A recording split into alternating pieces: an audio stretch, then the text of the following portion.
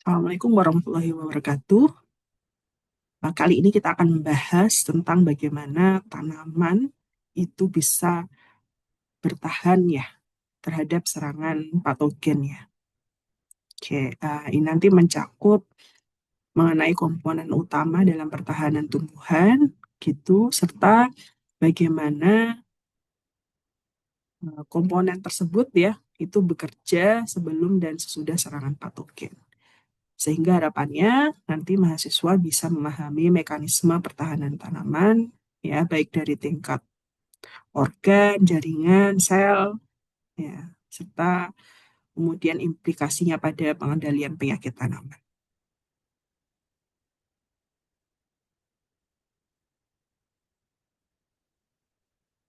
Ya, struktur pertahanan tumbuhan ya itu ada dua, ya.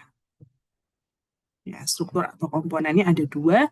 Yang pertama adalah secara struktural dan yang kedua adalah secara biokimia. Nah, untuk pertahanan struktural, ya, itu merupakan serve as physical barriers ya sebagai penghalang fisik yang kemudian inhibit pathogens from entering the plant, mencegah masuknya patogen ya ke dalam tanaman ya. Ini sudah kita bahas di pertemuan selanjutnya ya, bahwa tanaman itu kan punya struktur ya untuk mempertahankan dirinya dari serangan patogen ya. Pintu masuknya gitu ya. Bisa mulai dari kutikula ya, lapisan lilin ya atau lapisan gabus. Kemudian yang kedua adalah biokimia ya, senyawa yang kemudian bersifat toxic to the pathogen. Bersifat toxic atau menghambat ya, inhibit the growth of pathogen. Toxic atau menghambat patogen. Ya, jadi kita akan jelaskan lebih banyak ya. Contohnya apa misalnya? Ya, misalnya ada eksudat, kemudian ada inhibitor, ya, ada fitotoksin, ya, ada fitoaleksin, ya, ada kemudian protein pertahanan. Tuh. Nah, kedua struktur ini ya itu saling kedua komponen ini tuh saling melengkapi gitu ya. Ya, jadi bagian struktur itu bisa mengurangi peluang penetrasi. Nah, kemudian biokimianya itu bisa menghambat atau menonaktifkan patogen yang kemudian dia berhasil mendekat atau masuk gitu ya. Jadi kalau ketahanan secara strukturalnya itu bisa dipatahkan, nah ini ada lagi nih ketahanan yang kemudian dihasilkan oleh tumbuhan ya dengan senyawa biokimianya.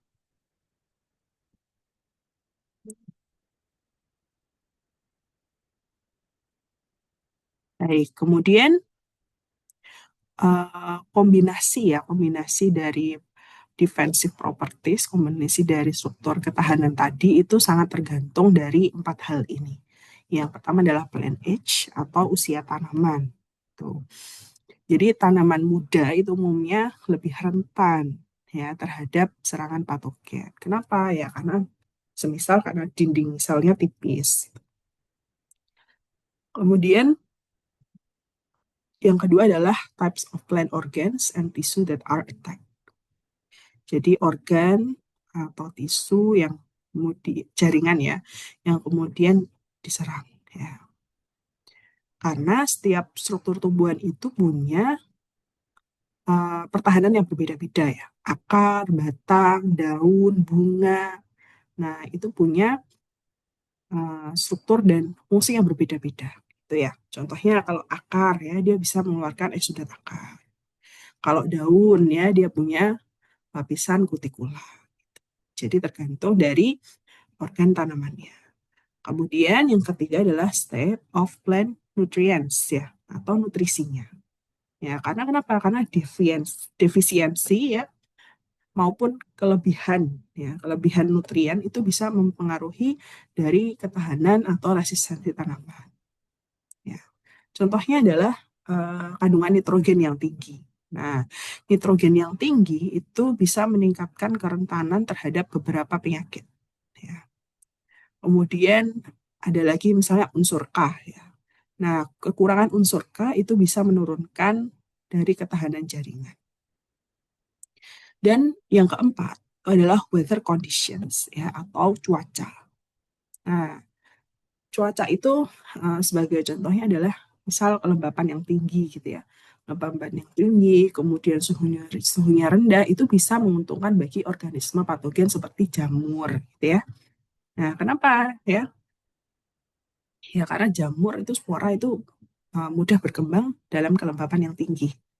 Hmm. Kemudian pada kondisi tertentu ya, nah, misalnya uh, kondisi yang membuat stomata itu lebih sering terbuka. Nah, itu kan menyebabkan pengaruh pada peluang infeksi ya. Ya, untuk misalnya patogen yang dia hanya bisa menginfeksi ketika ada lubang terbuka pada tanaman ya, seperti bakteri. Ya, sehingga musim seperti musim hujan ya, nah, itu bisa meningkatkan penyakit-penyakit tadi ya yang disebabkan oleh jamur ya. Oke. Nah, kemudian kita akan bahas lebih lanjut mengenai ketahanan secara struktural. Oke. Nah, struktur itu ya, itu terdiri dari, oke, maaf, ini ketahanan struktural yang sebelum patogen menyerang, gitu ya.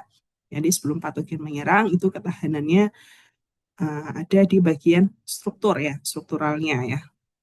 Nah, itu yang pertama, struktur permukaan ya, ada wax, ada kutikula ya di bagian epidermis. Ya.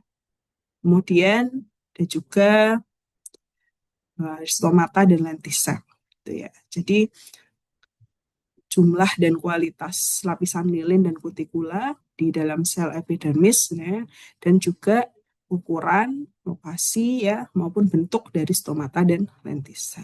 Ya. Kenapa ya? Nah, karena kalau kita hubungkan misalnya dengan jamur atau bakteri ya. Jadi struktur ini yang kemudian sebagai contoh bisa mencegah terbentuknya lapisan air ya dan menahan patogen yang akan masuk. Ya.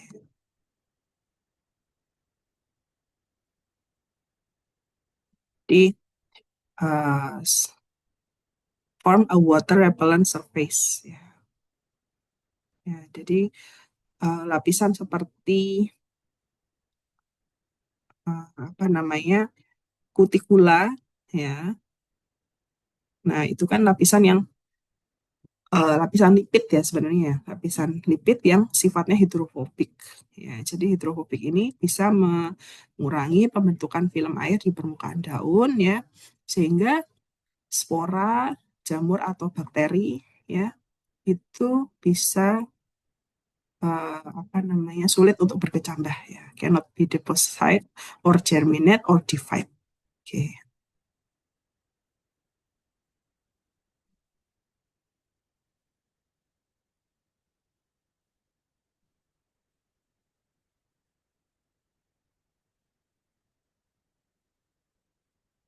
Oke, kemudian ketebalan dinding ya. The thickness and strength of outer wall of the epidermal cells inhibit direct penetration. Ya, jadi ketebalan dinding ya itu bisa menghambat penetrasi yang secara langsung gitu ya. Artinya apa? Artinya dinding yang tebal itu akan lebih sulit untuk ditembus ya, lebih sulit untuk ditembus. Kemudian nah, tapi kan patogen itu seperti yang sudah dijelaskan di materi sebelumnya ya. Di patogen itu kan bisa menggunakan enzim ya untuk melunakkan dinding gitu ya. Jadi selain ya walaupun tanaman punya ketahanan struktural ya, punya dinding yang tebal yang lebih sulit ditembus, tapi memang beberapa patogen itu punya enzim untuk melunakkan dinding sel. Tuh. Fungi and bacteria can enter through the stomata ya. Jamur maupun bakteri bisa masuk melalui stomata. Contohnya adalah rust disease, penyakit karat di gandum ya, yang hanya akan masuk ketika stomata itu terbuka. Yeah, with slow opening of stomata during the day is more resistant because the germination tube and spores have dried up. Ya, jadi apa namanya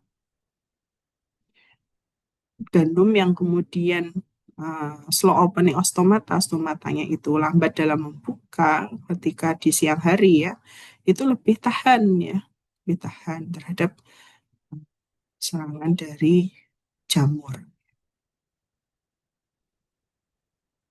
Oke, sedangkan sebaliknya ya, stomata yang punya small inlet openings, nah, itu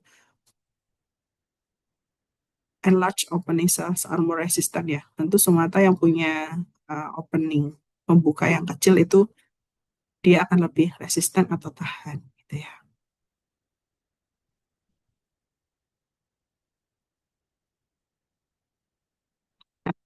Ini stomatanya ada yang kecil atau yang ada yang besar itu sebenarnya tergantung dari variabilitas genetiknya ya. Memang genetiknya ada yang stomata itu lambat membuka, gitu. Ada yang cepat membuka gitu ya. Nah, semakin dia lambat membuka, kemudian openingnya kecil, nah maka peluang spora untuk masuk itu tentu akan lebih kecil. Nah, tapi lagi-lagi nih beberapa patogen itu juga bisa menghasilkan toksin ya, toksin atau kemudian hormon ya, supaya stomata itu membuka kembali. Nah, itu juga ada beberapa patogen yang seperti itu.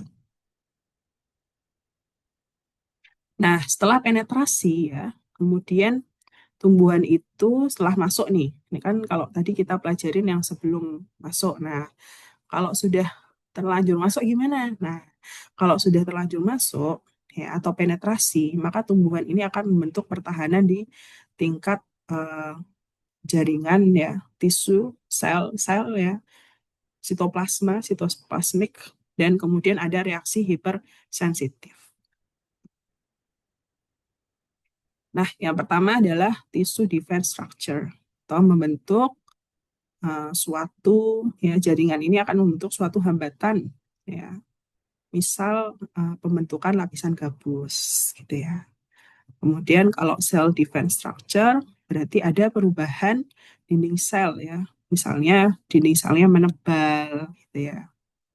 Kemudian kalau cytoplasmic defense reaction, reaksi dalam sitoplasma seperti misalnya apa namanya pembentukan kapsul ya, pembentukan kapsul yang mengelilingi hifa atau organisme gitu ya. Jadi ada kapsul yang dibentuk oleh cytoplasmic ini ya untuk mengelilingi si hifa ya agar hifanya tidak menyebar lebih luas. Kemudian reaksi hypersensitivity ya jadi ada kematian sel lokal ya. Jadi selnya itu sengaja dimatikan untuk memutus rantai perkembangan patogen gitu ya.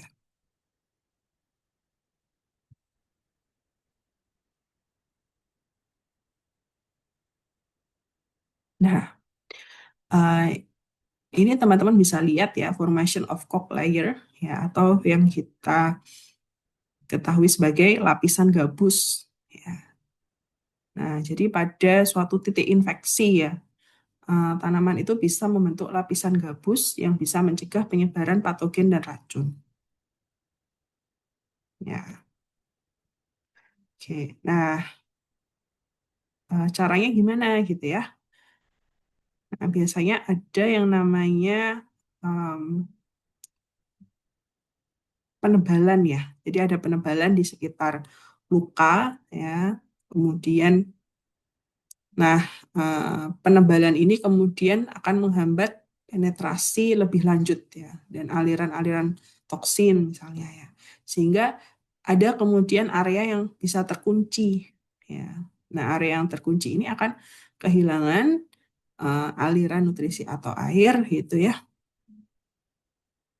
Nah, jadi istilahnya dia seperti mengorbankan gitu ya, mengorbankan jaringan lokal ya atau jaringan yang tadi sudah terinfeksi oleh patogen untuk melindungi keseluruhan tanaman.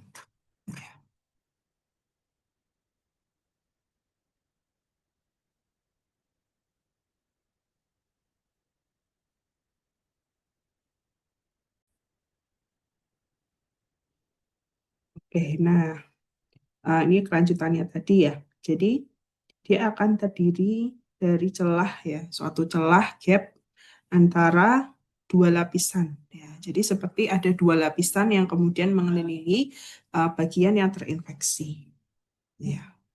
Nah, nanti bagian di antara dua lapisan tersebut itu akan ada yang mati ya, terkelupas oleh patogen ya. Nah, tanaman ini akan kemudian remove infected parts ya, menghilangkan bagian yang terinfeksi bersama sel yang tadi tidak terinfeksi. Ya. Jadi dia akan kemudian melindungi sisa jaringan ya from attack and effects of pathogen toxin, melindungi sisa jaringan serangan dan pengaruh dari racun patogen.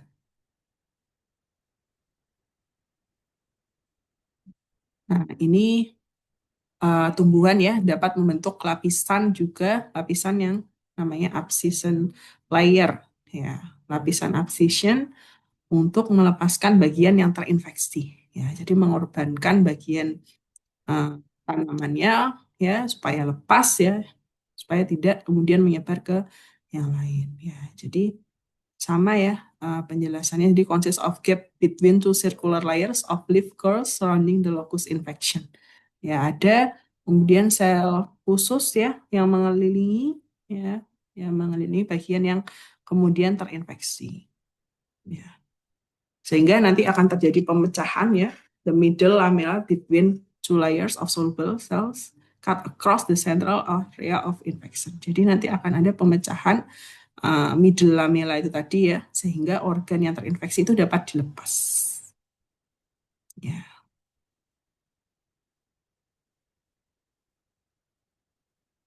Nah, nanti ada hormon yang kemudian memainkan perannya di sini ya.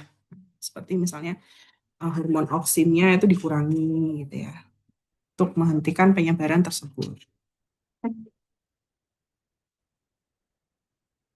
Nah, contohnya adalah apa buah atau daun yang kemudian dia gugur ya. Ya, dia gugur ya akibatnya daun yang tadi terbentuk abscission layer, nah, dia akan gugur. Gugur ini untuk melindungi supaya patogen itu tidak menyebar ke jaringan lain.